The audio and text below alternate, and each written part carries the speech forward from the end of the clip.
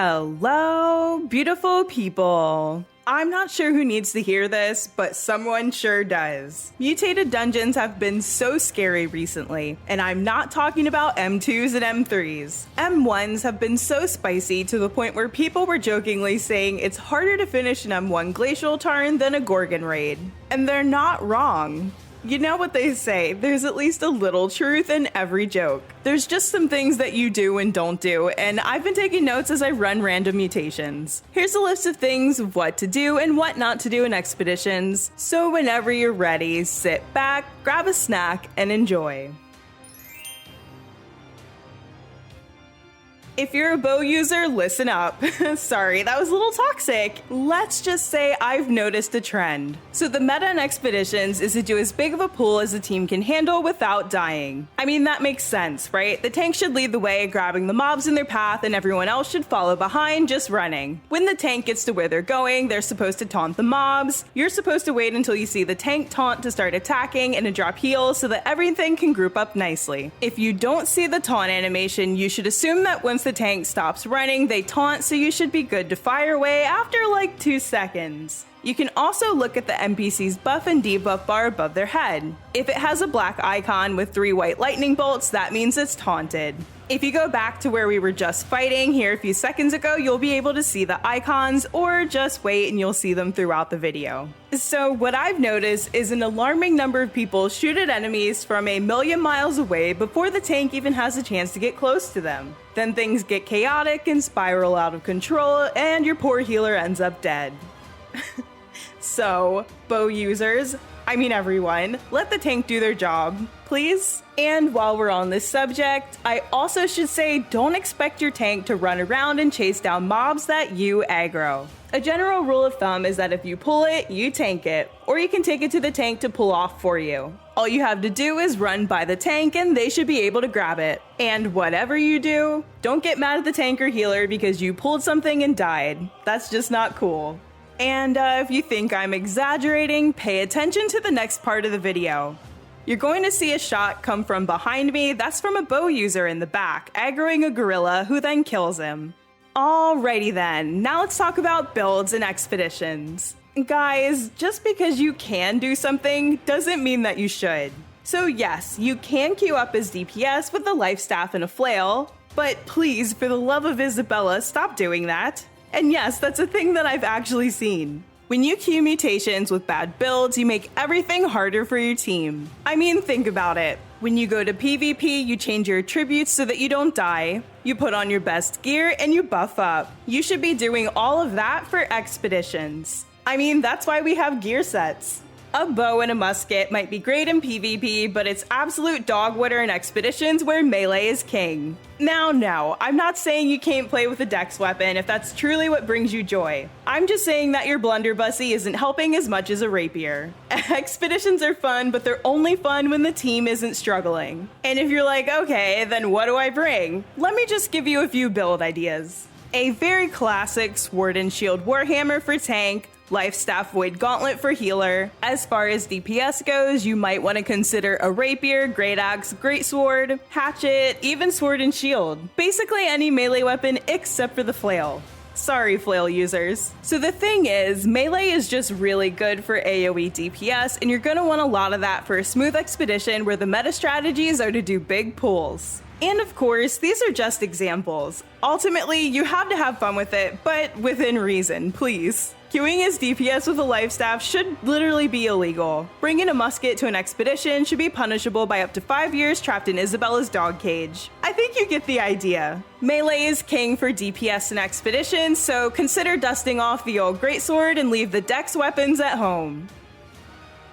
So, I know a lot of you guys aren't into using protection when you're having fun, but it's important. And boy is it easy to tell when someone isn't using protection in an expedition. Some of y'all are squishier than jello. If you're getting 1 or 2 tapped by boss mechanics and you have the required gear score for the level of dungeon you're running, which you should unless you change your gear once you're inside, you should stop terrorizing mutations and use protection so that you can survive. If you're running Glacial Tarn, bring ice damage protection. If you're in Empyrean Forge, bring fire protection. If you're in Savage Divide, drink a Beast Ward. I think you can see where I'm going with this. And if you're watching this and you're like, oh, what is a ward? What's protection? Don't worry, I got you. I'm not here to be toxic. I'm here to be helpful. Let's talk about it. So first, let's talk about protection amulets. Protection amulets can help protect you against both elemental and physical damage and are an easy way to build up your defenses quickly and cheaply.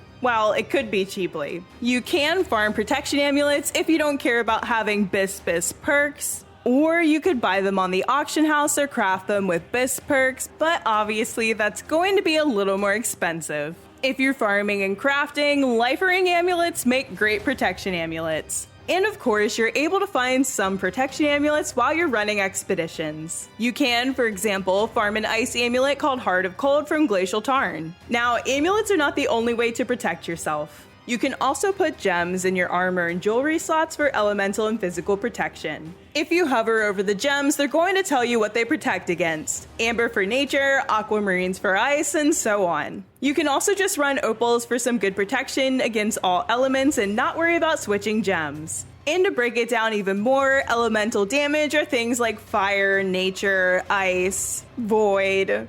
I can't think of all of them right now on the spot. And physical damage is based on attack type essentially, so it's going to be something like strike, slash, or thrust. Yeah. So basically, just figure out what you need and bring something. Anything. Even if you don't fully protect yourself, literally one gem is so much better than none. You are also able to protect yourself from damage done by specific types of enemies. There's a potion that you drink called a ward. For example, if you're running Savage Divide, you'll want to use a Beast Ward to increase damage absorption from beasts. If you're in Empyrean Forge, you're going to want to use Human Ward, and so on and so forth. Now, if you're just in an M1, you don't have to use everything that I've just talked about, but it doesn't hurt to use something. Why would you go in anywhere without your best foot forward, you know? Ultimately, using a combination of gems, amulets, and wards is going to be ideal. I know your cash stack might not support it, but you should consider that you're going to make up a lot of the gold you spend putting on your protective layers from the first dungeon you run,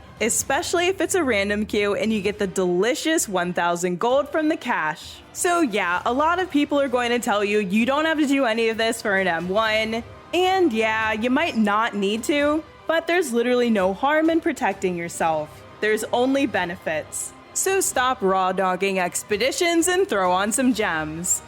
Okay, I feel like this one should be obvious, but for some reason it's not. I'm talking about waiting for everyone to be ready before you start doing something. Part of your score in a mutated expedition is based on time, so you should wait until everyone is ready to start the dungeon, otherwise the timer will be ticking while you're standing at the entrance doing nothing. Especially if the tank isn't ready and other people are running in, that could get really scary really fast. There are a few ways to tell when people in your group are ready. You can drop some Rs in the chat to say you're ready, or emote at the starting line. Jumping in the air is also a universal gesture for showing you're ready to rock and roll. And finally, holding block or slowly crawling towards whatever you're about to start doing is another way to show that you're ready to get it going. And this goes for boss fights as well. I have seen so many people just charge into boss fights when the team is behind them and then they have to wipe and start over. I know it can be annoying if you're used to the dungeon and want to go fast and you just don't feel like waiting for everyone to catch up, but chances are you're not going to solo the boss fight, so just wait for the team to get there. Be patient, friends. I know you got it in you.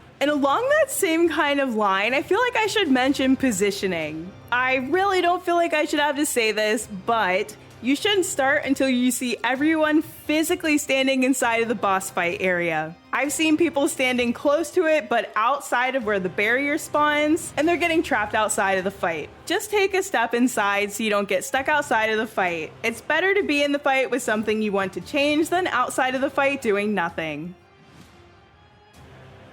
Okay, I'm going to say something that's going to sound a little out of pocket, but trust me, it's coming from a good place.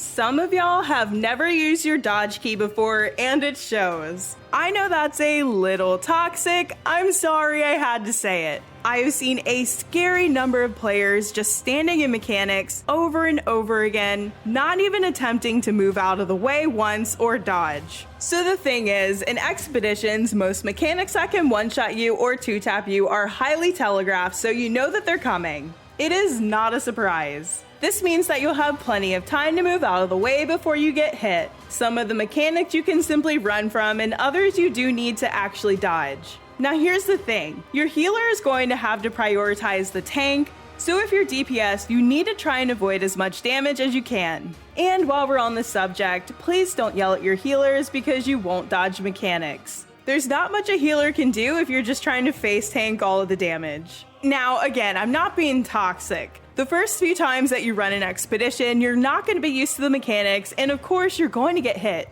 It happens. Eventually, over time, you're going to get used to it and learn when you need to move. And even then, when you've got it all figured out, we're all human and make mistakes. That's fine. It's only a problem when you're intentionally not moving and just expecting the healer to heal you through mechanics that you need to be avoiding. It is kinda hard to just eat damage in New World, especially as DPS or healer. Dodge is going to be your best friend in an expedition. And that's it, for now at least. These are basically my 5 tips for a smooth expedition experience because they've been about as smooth as crunchy peanut butter for the most part recently. I honestly hope you enjoyed the video and can take something away from it. If you have any tips for running expeditions, let us know in the comments. The more the merrier. And bow users, don't worry, I love you. Sometimes y'all just be stressing me out. I would really appreciate it if you like, share, and subscribe, but most importantly, be kind to one another. See you next time, friends!